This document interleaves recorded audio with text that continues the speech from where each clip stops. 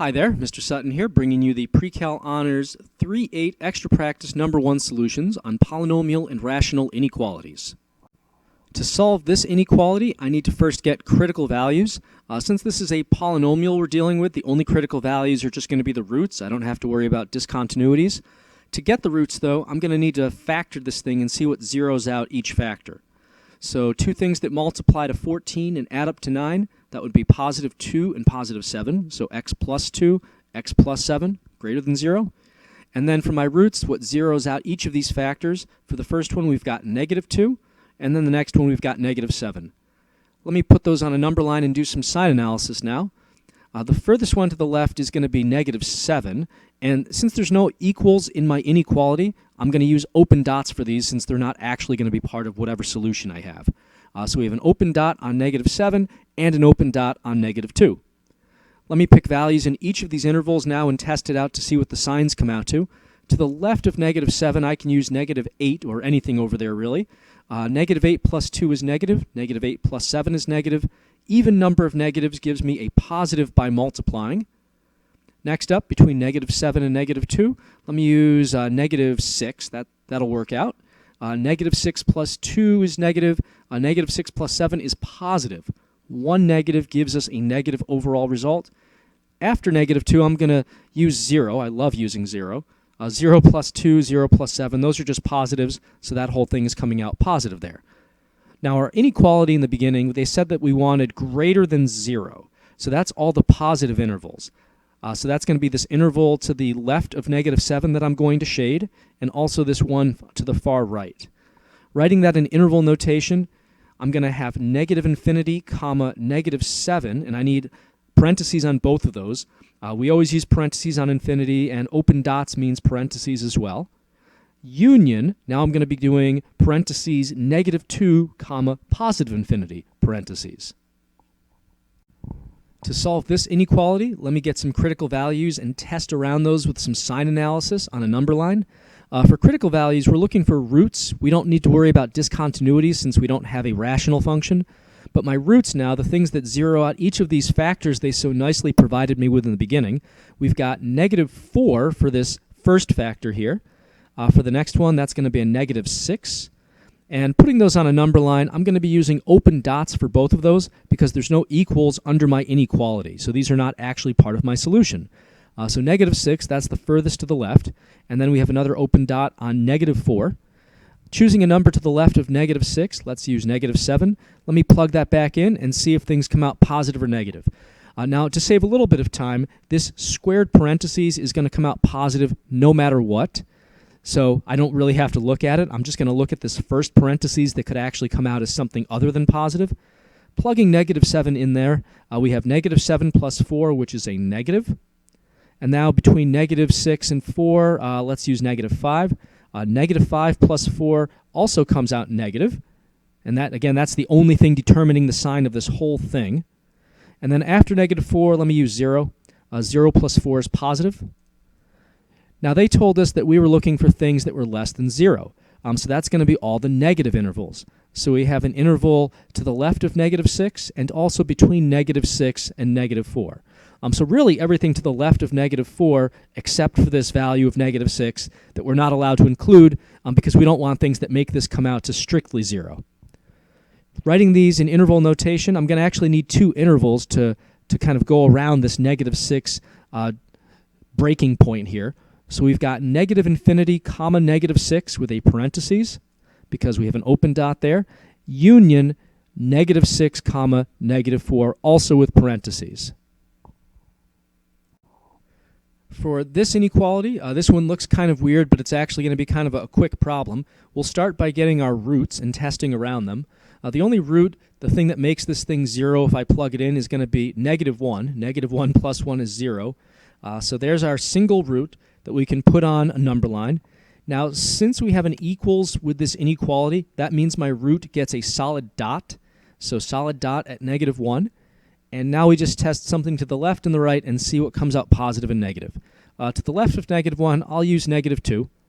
Negative 2 plus 1 is going to be a negative, and an odd power like 3 is going to just keep the sign of whatever I'm plugging into it. So that's just going to come out negative overall. Now to the right of negative 1, let me wimp out here and use 0. That's an easy one. 0 plus 1 comes out positive, so that's overall going to be positive. The inequality said I wanted things greater than 0. So that means I need positives, which is this interval over here on the right. And to write that out in interval notation, I have negative 1 comma infinity. Infinity needs a parentheses. Negative 1 I'm going to need a bracket because I've got a solid dot there. So bracket negative 1 comma infinity, final answer on this one. This rational inequality is going to be a good time here. To solve this thing, let's start by getting critical values and plotting those on a number line. So for critical values, I need things that are roots or discontinuities, things that zero out the numerator or denominator. So I need to factor everything to see what's going to zero things out. Let me start with my numerator. So two things that multiply to 56 and add up to 15. That would be 7 and 8, both positive. So x plus 7, x plus 8. And now for my denominator, two things that multiply to 6 and add up to 7. That would be 6 and 1. So let me write x plus 1, x plus 6. And now I've got everything factored. There's no common factors to worry about. But now I'm going to find my discontinuities first. So those are things that zero out these bottom factors.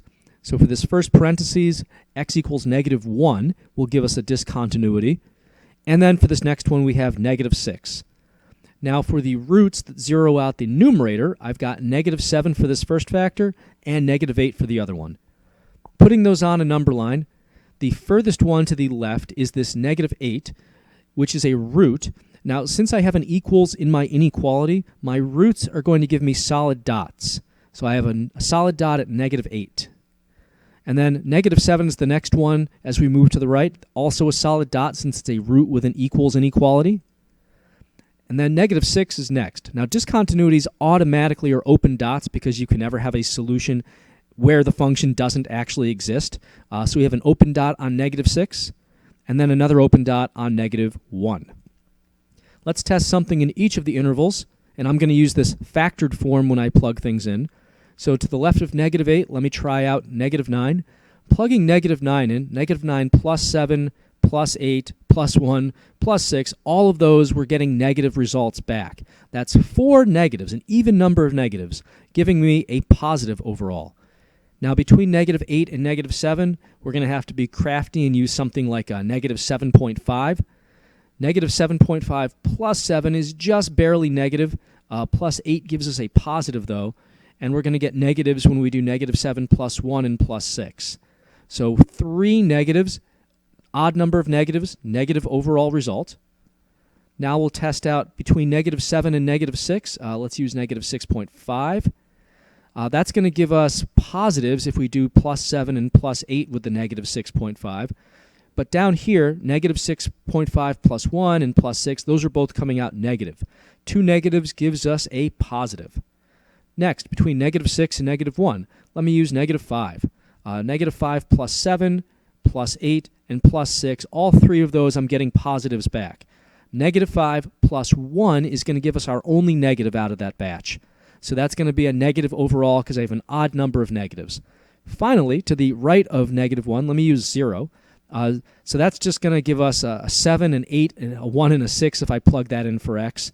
So those are all coming out positive, giving me a positive there.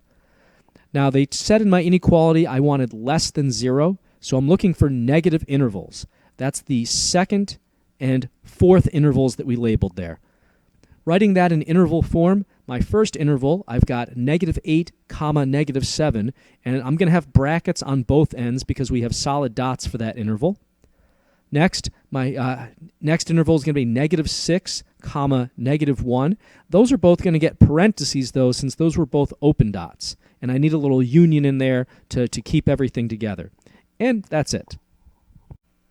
For this rational inequality, to solve this, let me start by getting some critical values.